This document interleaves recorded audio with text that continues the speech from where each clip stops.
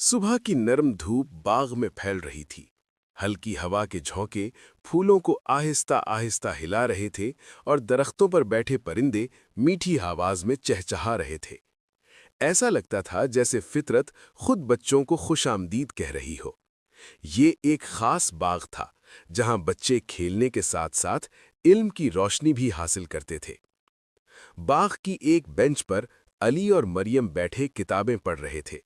مریم سرخ کتاب میں دلچسپی سے کہانی پڑھ رہی تھی جبکہ علی نیلی کتاب میں نئی باتیں سیکھ رہا تھا۔ دونوں کے چہروں پر خوشی اور تجسس سا رہا تھا۔ قریب ہی احمد مسکراتے ہوئے کتابوں کا ڈھیر اٹھائے ان کی طرف آ رہا تھا۔